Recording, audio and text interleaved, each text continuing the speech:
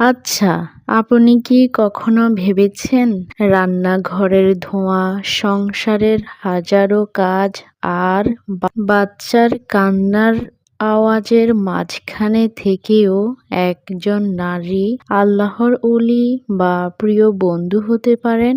আমরা অনেকেই ভাবি জান্নাতি হতে হলে হয়তো সারাদিন জায়নামাজে বসে থাকতে হবে, সংসার ফেলে শুধু তসবিহ পাঠ করতে হবে। কিন্তু জানেন কি, ইসলামে একজন নারীর জান্নাতে যাওয়ার পথটা আল্লাহ কতটা সহজ করে দিয়েছেন। প্রিয় বোন, আপনার সারাদিনের হাড় ভাঙ্গা খাটুনি, স্বামীর জন্য অপেক্ষা, সন্তানের যত্ন, এই সবটুকুই হতে পারে আপনার জান্নাতের টিকিট। শুধু প্রয়োজন একটু সুন্দর পরিকল্পনা আর নিয়তের পরিবর্তন।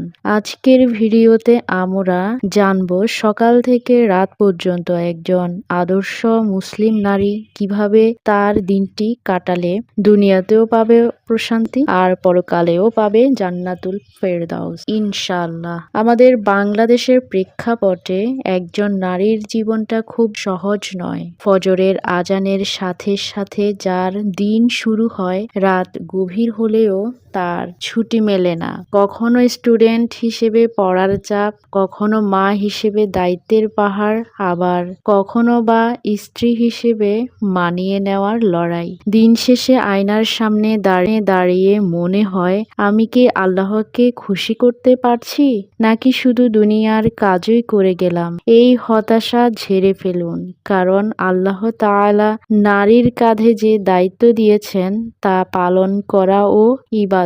আজ আমরা এমন একটি রুটিন সাজাবো যা আপনার বর্তমান জীবনের সাথেই মিশে যাবে, কিন্তু আপনার সাধারণ কাজগুলোকে ইবাদতে পরিণত করবে।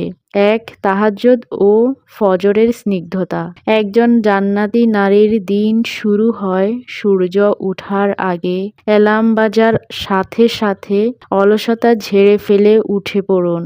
রাসূলুল্লাহ সাল্লাল্লাহু আলাইহি ওয়াসাল্লাম বলেছেন, ঘুম থেকে উঠে আল্লাহর নাম নিলে শয়তানের একটি গিট খুলে যায়। যদি সম্ভব হয় ফজরের 10 মিনিট আগে উঠুন, মাত্র 2 রাকাত তাহাজ্জুদ পড়ুন।